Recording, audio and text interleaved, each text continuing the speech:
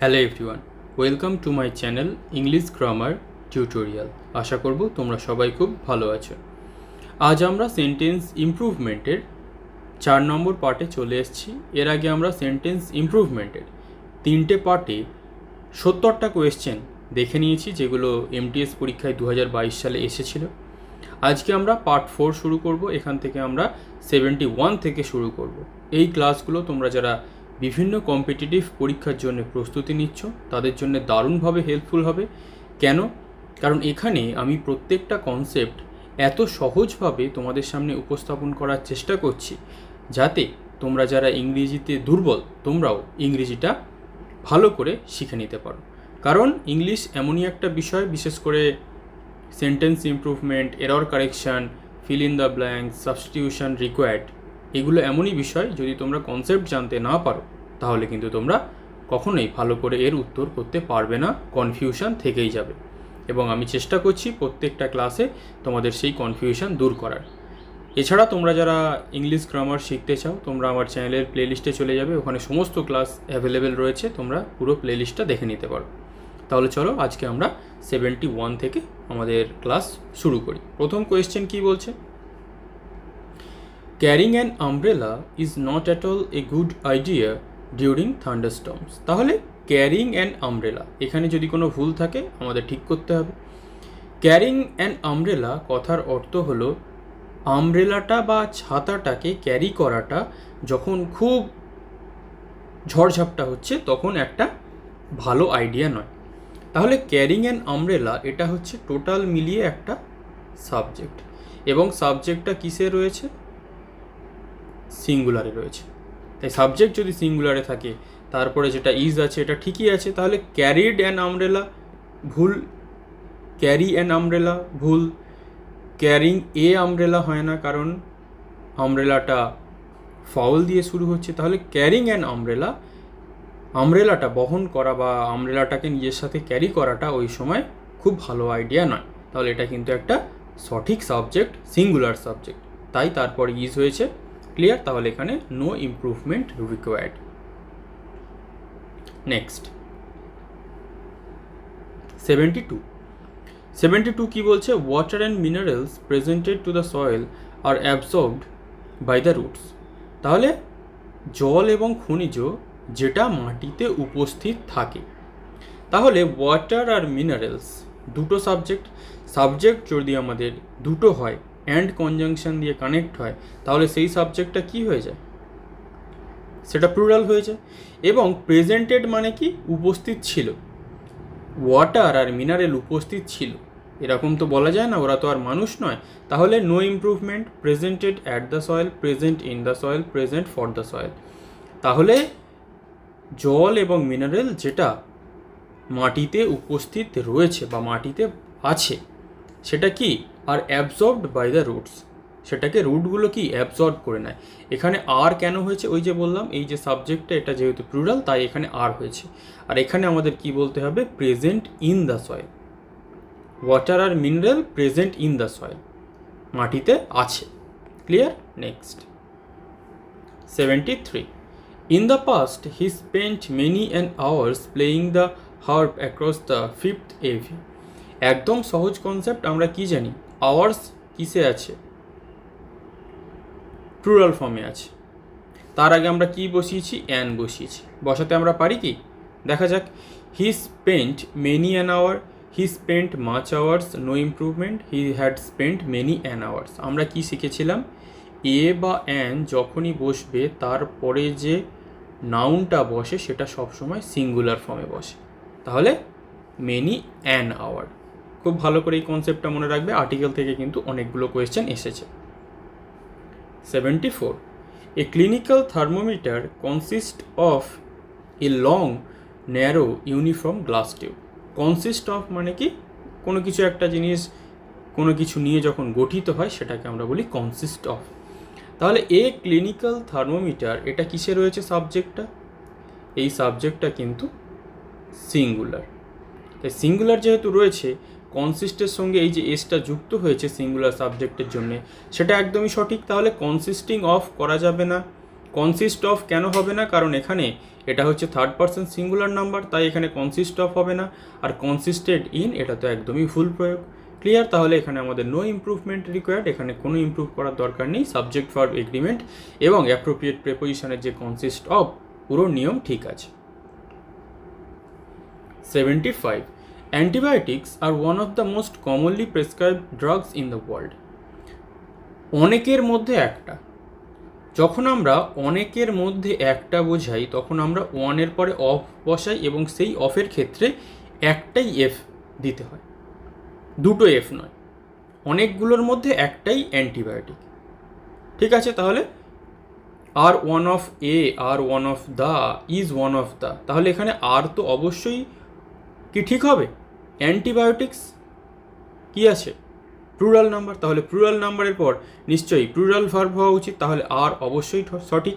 এবং আমরা কি জানি, ওয়ান অফের পরে সবসময় দ্য আর্টিকেল বসে। কেন দ্য আর্টিকেল বসছে? কারণ এই যে মোস্ট, এটা কিসে রয়েছে? এটা আমাদের সুপারলেটিভ ফর্মে রয়েছে। আমরা সুপারলেটিভ ডিগ্রিতে দেখেছি সেই ওয়ার্ডের আগে আমাদের দ্য আর্টিকেল বসে।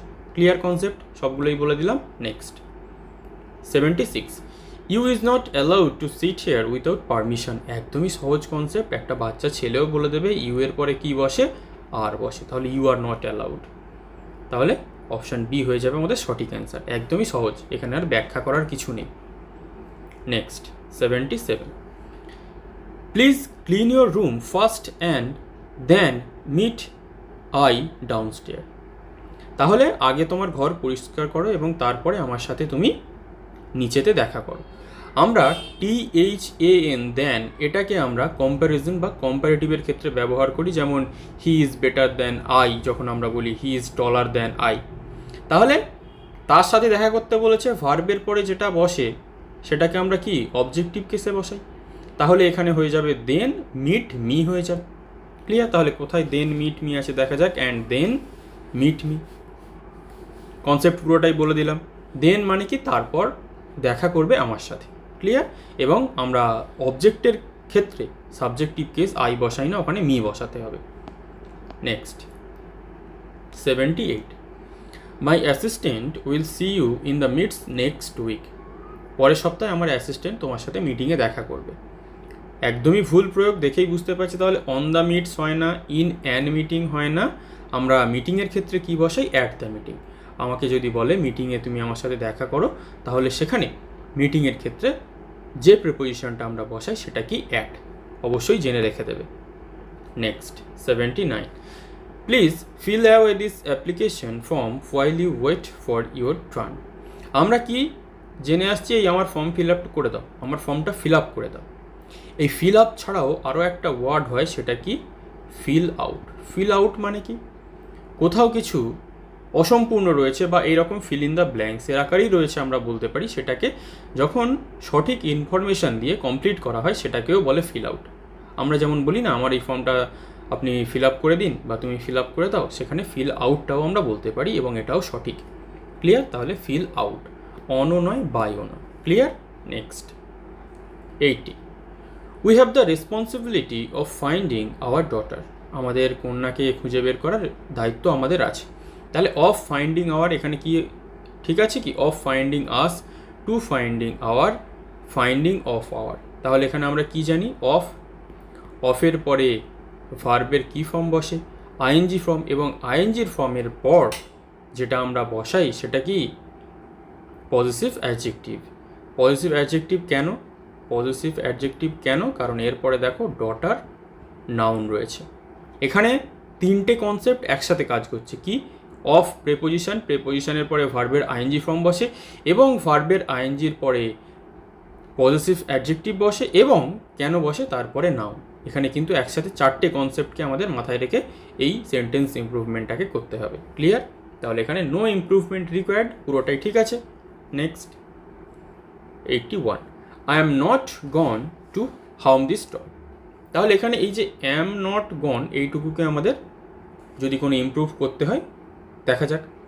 Are not going, am not going, is not গন। তাহলে আমরা কি জানি? আয়ের পরে অ্যাম বসে এবং প্রেজেন্ট টেন্সের জন্য ভার্বের আইএনজি ফর্ম বসে। তাহলে আই অ্যাম নট গোয়িং। ভার্বের সাথে আইএনজি ফর্ম বসছে, এখানে গন কেন হবে না, কারণ গনটা হয়ে যাবে থার্ড ফর্ম, সেখানে আমাদের প্রেজেন্ট পারফেক্ট টেন্স হতে হতো। ক্লিয়ার? নেক্সট 82 কি বলছে, next month C was going to the institute to study for a master degree.